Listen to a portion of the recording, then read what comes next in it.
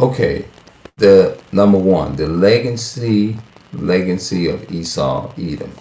To help us to help answer the question of who is Esau, Edom, the first necessary step is to examine the racial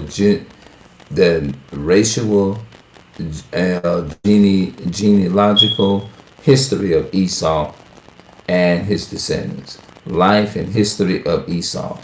Esau was the firstborn of Isaac, and thus was heirs to the birthright, derived from the direct racial lineage of Adam to Noah to Abraham.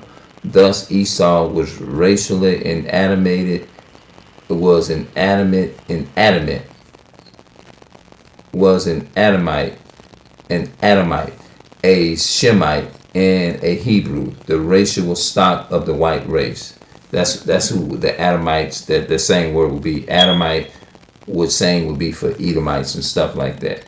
Just as Esau despised his birthright, Genesis 34, bad. When he sold it to Jacob, he also despised his race. When it says birthright, he despised his race. He didn't keep the commandments of the Most High God by marrying strange women outside of his race. That means we shouldn't be doing that. As Black, Hispanics, and Native Americans, we shouldn't be doing that. I shouldn't be going marrying, Hamite, Caucasian, none of that. You know what I mean? It had to be, so-called Black, Hispanic, and Native American woman. Esau married the daughters of Canaan, or Canaanites. That's like the dark race. Genesis chapter 28, verses 6. Genesis 36, 2. The daughters of the Heth of the Hittites. Genesis chapter 26 and 34. Genesis 27, and Genesis chapter 46, and Genesis 36 and 2.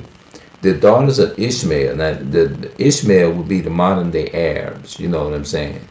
You know what I'm saying? That would, from studying the prophecy, Muhammad Ali, from what I've been reading, is an Arab. He support the Arab denomination. Genesis chapter 28, verses 9. Genesis 36 and 3. The daughters of the Hivites. Genesis 36 and 2. And had intermarried with the Horites. Genesis chapter 36 and verses 19 to 21. Joshua 30 verses 28. I never heard of that. These interracial marriages were a grief of mine to Isaac and Rebekah, Esau's parents. Genesis 26 and 35. The descendants of Esau from these marriages became known as Edomites, or as Edom. Genesis chapter 36 and 1. In verse 9. The Edomites, now here the Edomites is the same thing as the Caucasian. The Edomites also possessed some Israelites' blood by intermarrying, as in the case of Solomon. So when it says that, you remember Solomon went to marrying them strange women, that he married the Moab women, he married the Edomite women, he married a lot of the Canaanite women. So when he married these women, that's why a lot of our people went to looking different. And that's during the time when the Northern Kingdom, which would be the so-called Puerto Rican, they split. It was a split between the kingdom of Jeroboam and Israel. You see what I'm saying? And so that's when a lot of our people started to be scattered in every parts of the world. You see what I'm saying?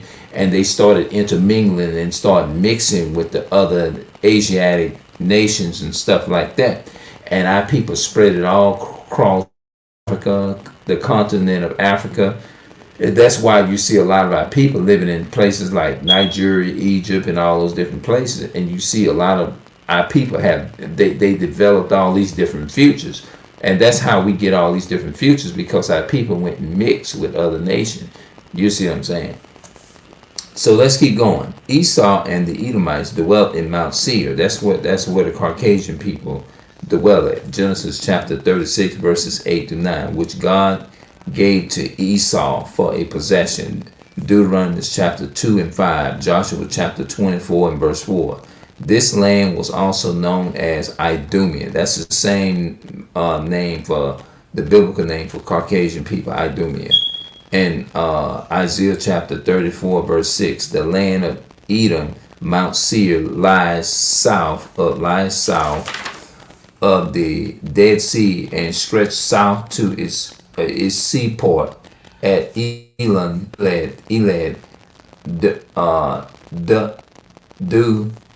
Deuteronomy, I think it's 1 verses 2 Deuteronomy chapter 2 verses 1 and 8, including the ravine known as Petra. Okay, hopefully I said that right. All right. It says a map shows the extent of the Israel's kingdom at the time of David's death in 100 BC and the location of the land of Edom which David had conquered. After the conquering of Judah by the Babylonians, some of the Edomites who had mixed, that's what I just said, had mixed with the Jews in their land, resulted with them in Judah. Jeremiah chapter 40 and verse 11 through 2, Jeremiah chapter 40 verse 11 through 12. Two centuries later, all of Edom was driven out of Mount Seir. The Edomites were driven from Patron westward by the Nabians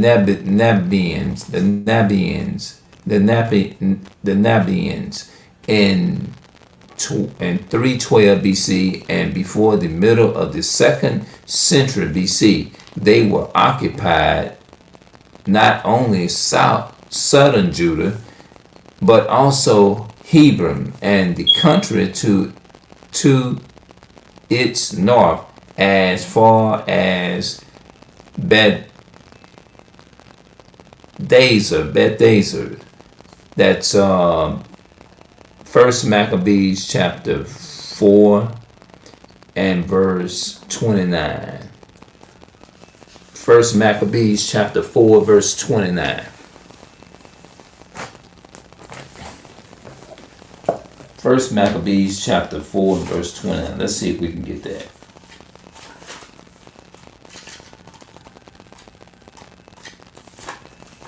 This video is going to take a little longer.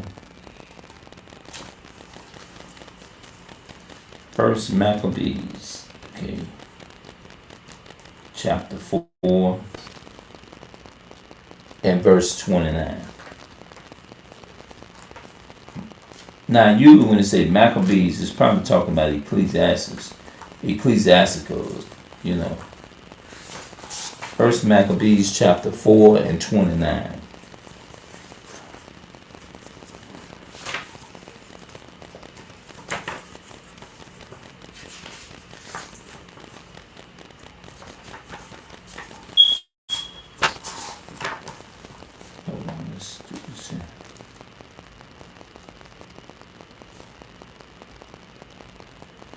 I'll tell you what, let's see if this works.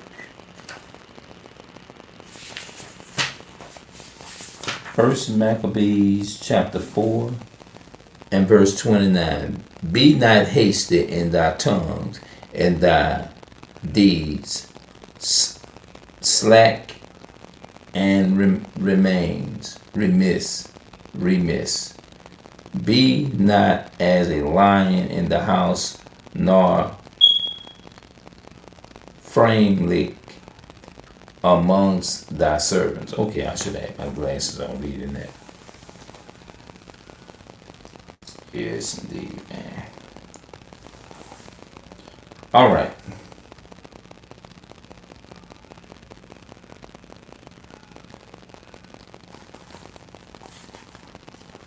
Oh, wait a minute. I think this is it. Okay, I think I'm not. Maccabees chapter 4 and verse 29.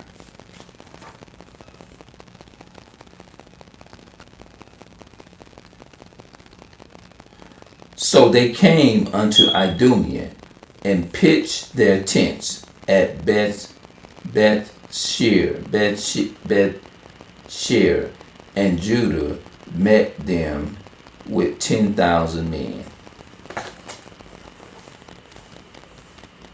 And when they saw that the mighty army, he prayed and said, Blessed art thou, O Savior, O of Israel, who does quell the violence of mighty men by the hand of thy servant David, and givest the host of strangers unto the hand of Jonathan the son of Saul, his armor bearer. Maccabees chapter 4 verse 29. So they came unto Idumea and pitched their tents at Bethsaida, and Judah met them with 10,000 men. So Idumea again, the other nation, they came at one time and ran Idumea out of there.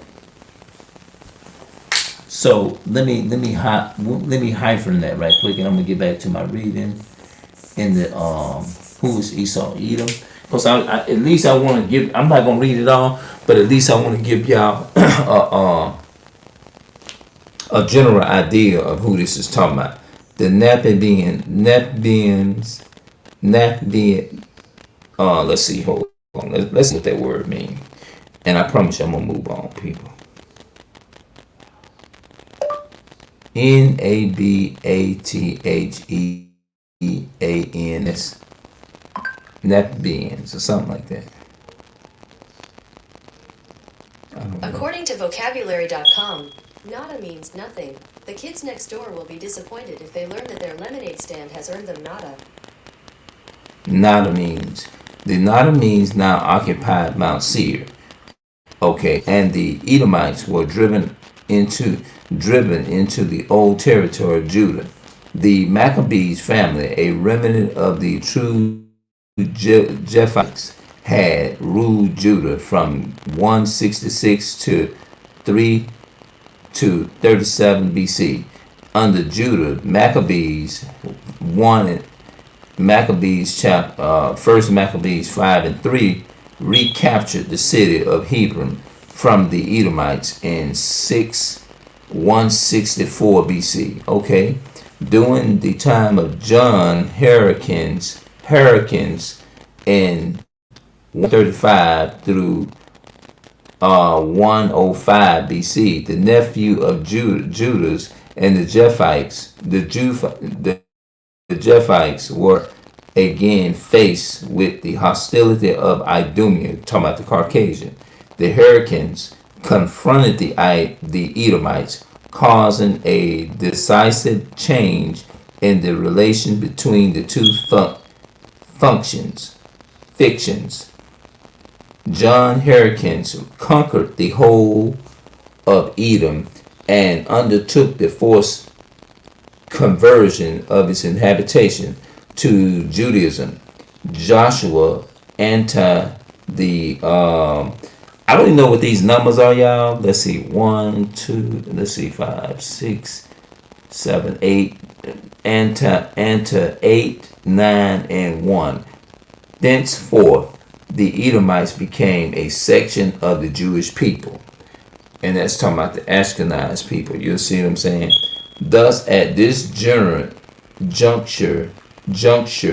of time, the Edomites were then incorporated with the Jewish nation, and their country was called by the Greeks and the Romans Idumea. That's so-called white people. The Greeks and the Romans, when you hear the word the Greeks and the Romans, that's talking about the Caucasian people.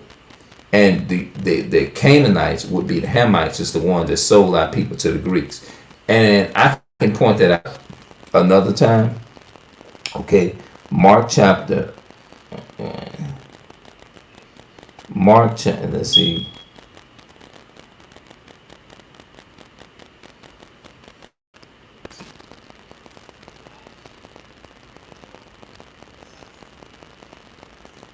And let's see. 5, 6, 7. Mark chapter 8, verse 8, I think. I don't know what that is. Okay, the eight of these three signs. Protimely, graphic, go graphic.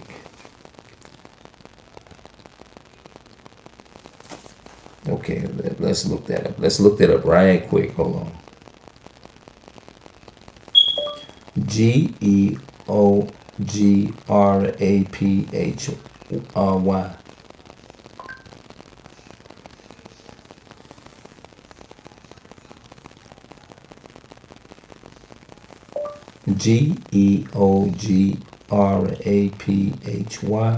Yeah. I'm finding out the meaning. What was the meaning According behind to that? Wikipedia, geography is a field of science devoted to the study of the lands, features, Okay. inhabitants, Protein and geography.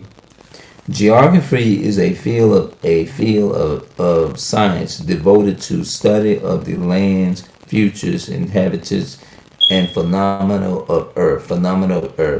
Geographic, uh, graphically is an encompassing this discipline, the seeking and understanding of Earth and its human and natural complexion, not merely where objects are, but also how they have changed and came to be whatever it is. You see what I'm saying?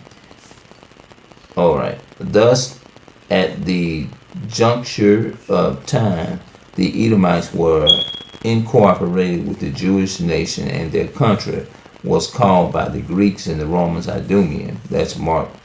I'm assuming. Hold on. Mark I. Three eyes. What is that?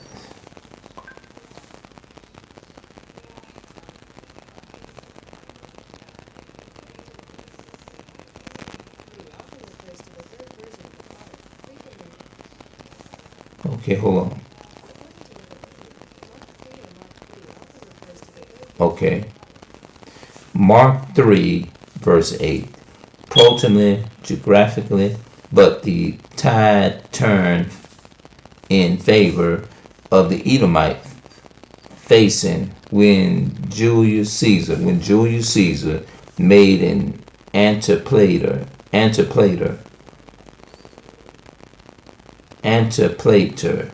an Edomite prosecutor of Judah in 447 BC. When Antiplator was killed 4 years later, his son Herod gained power but was rejected by the Judites. Herod surely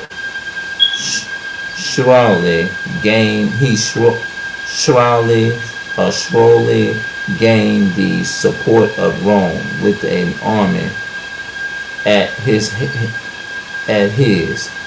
heels. He returned to Palestine after a 6-month siege. He captured Jerusalem and became king of Judah in 37 BC. All right. It says Herod was a strong and unscrupulous tyrant, and was despised by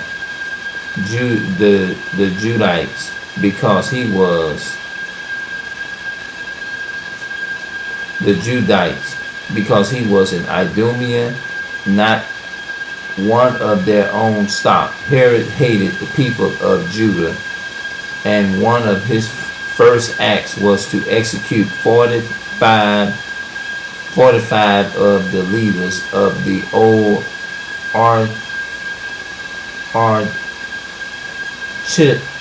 aristocracy, whatever that is, y'all, to eliminate any ivory for leadership.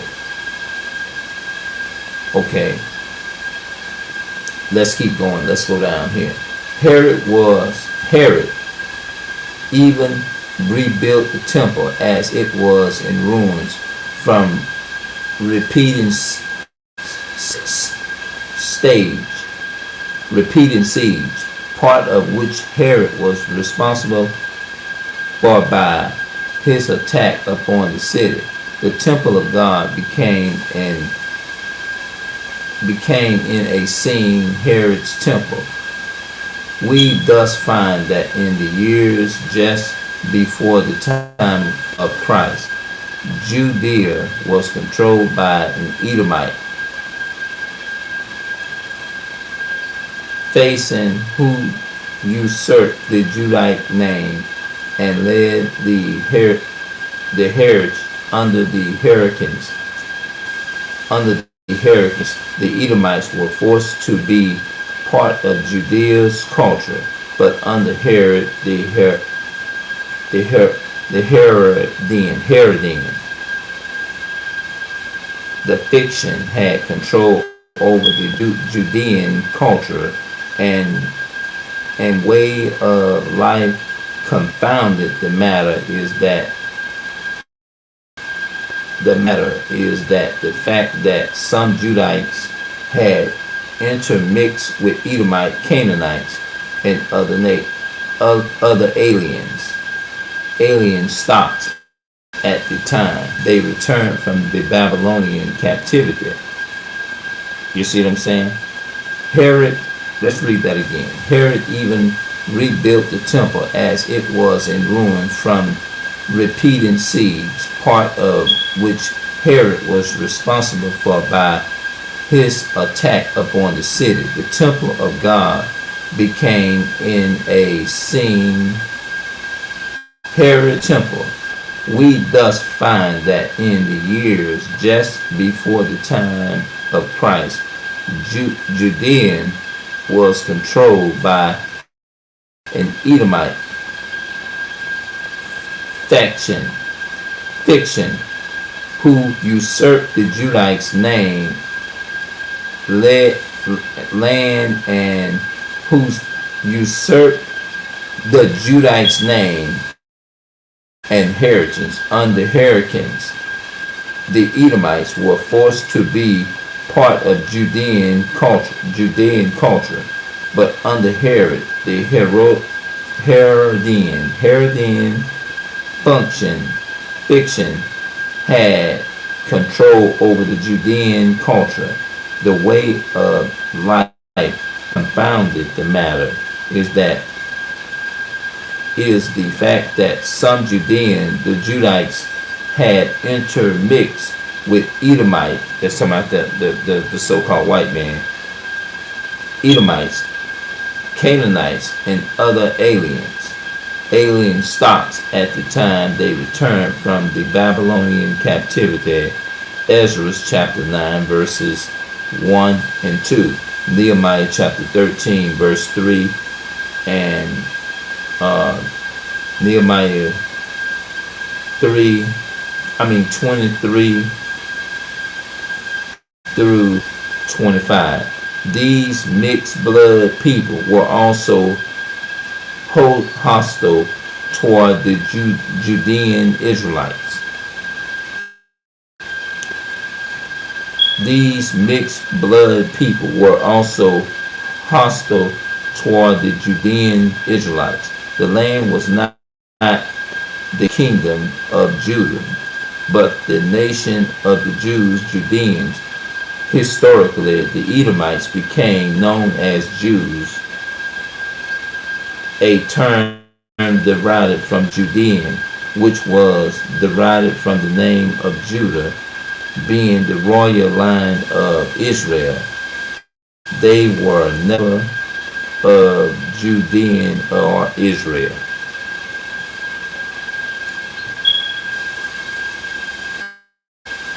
During the Titus siege of Jerusalem in 66 AD, 20,000 Idumeans appeared before Jerusalem to fight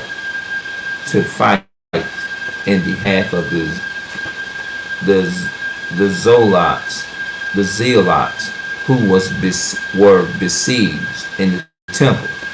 About 97,000 inhabitation of Judean were taken captive, and unknown numbers had fled either before or during the siege. This is the last mentioning of the Edomites as a people in history. Yet, Bible prophecy indicates that Edom would be an enemy of Israel. That's talking about the so-called blacks, Hispanics, and Native Americans.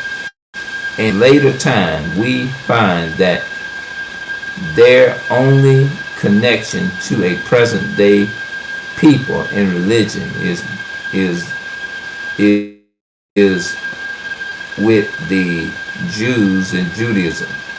We thus need to track back the origin of the Jews to see who they are and how they fit into the puzzle of who is Esau Edom.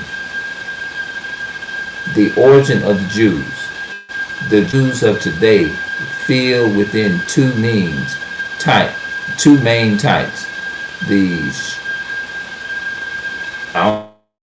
look, y'all, my bad, I don't know what that is. Sound like that's a Greek word that, or some kind of Spanish word or something, you know. I don't know what that is. SEPHARDIC. What is that?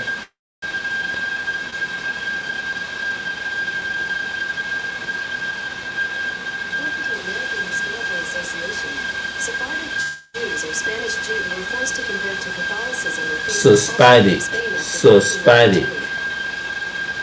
Okay, Suspadic Jews are Spanish Jews who were forced to convert to Roman Catholicism, faced exposed from Spain after 1492, and this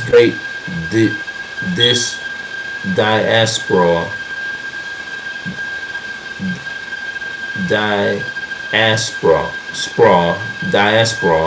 movement in 1000 and 3,000 Spanish Jews estimated very left Spain and settled in different parts of the Europe and in the Middle East. That's what happened to them.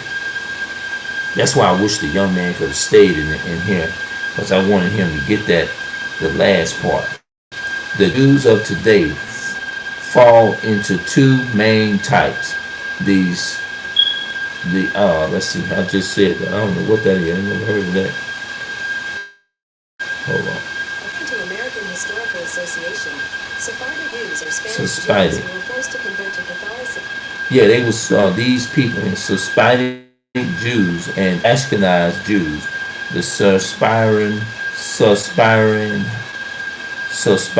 are also known as Spanish Jews and constituted about 5% of the Jews in the world. The Ashkenazim are the East European Jews. Okay, the Ashkenazim Jews,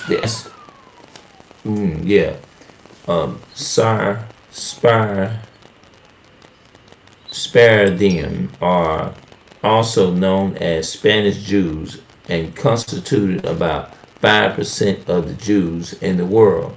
The Ashkenazim are the East European Jews, which were found in Portland, Russia, and Germany, and Western Asia. This group of Jews made up 90% of the so-called Jews in the world.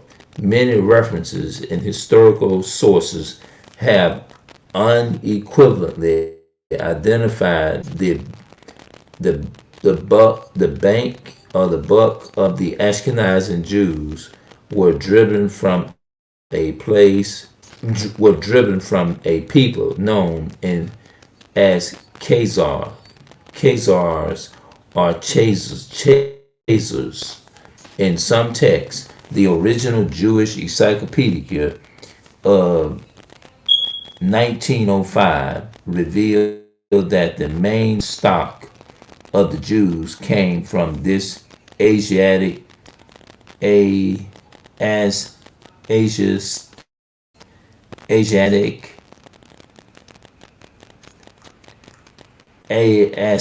estate came from the estate people known as Chazars of Khazars. I don't know. Chazars, a people of Turkish origin whose life and history are interwoven with the very beginning of the history of the Jews of Russia. Historical evidence points to the region of the Urals, the home of the Chazars. I hope I said that right, people. Because some of these words, they get hard. The Khazars, the, the Khazars were a nomadic people who had no trace of Hebrewic culture. A Hebrewic culture.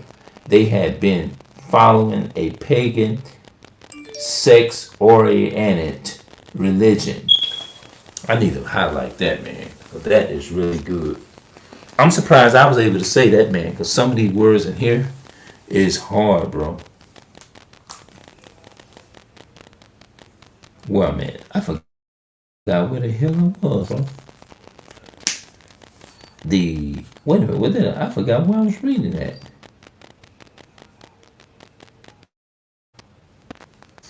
Many references and historical sources have unequivocally identified the bulk of the Ashkenazi Jews who were driven from a people known to Khazar or Chazars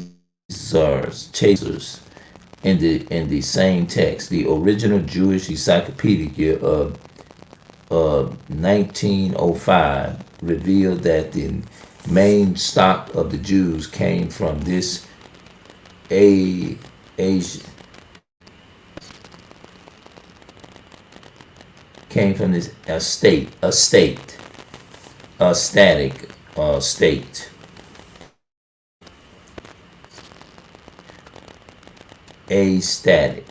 a stack. Okay, people, a stack people known as Khazars or Khazars. Khazars, a people of Turkish origin whose life and history are interwoven with the very beginning of the history of the Jews of Russia. Historical evidence points to the region of Urals as the home of Chazars. Okay. It must have been right here. The Khazar was known as a nomadic people who had no trace of Hebrewic culture. They had been following a pagan and sex-oriented. Okay, let me highlight that word there. Oriented.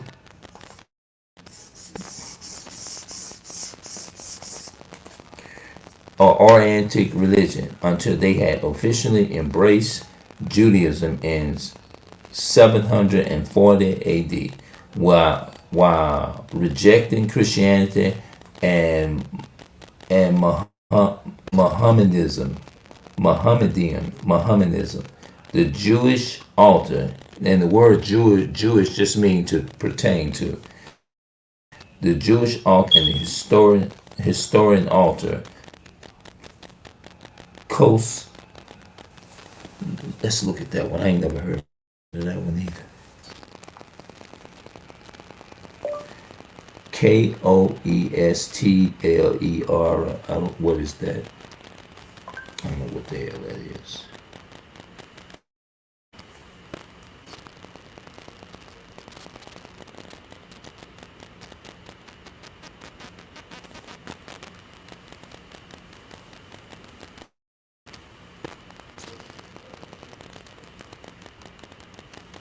I don't know what that is.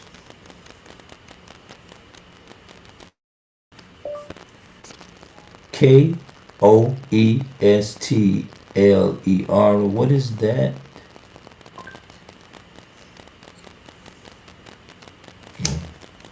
Okay. I don't know what that is. But what I'm gonna do, I'm gonna mark that word.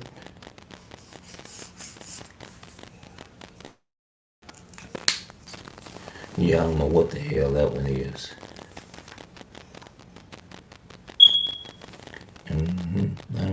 exactly what that is. But what I'm gonna do, I'm gonna back, and we're gonna talk some more on that subject. Yeah, I'm gonna come back and we're gonna talk some more on it. The reason why we have gold diggers because of slavery. Gold diggers because of slavery. And these videos is just the results of the reason and how our people got to those points. You know? So that's what happened. So anymore I'll be back with some with an extra part to finish it off. Yes. All right. I'm gonna see y'all later. I'm gonna see how this came out.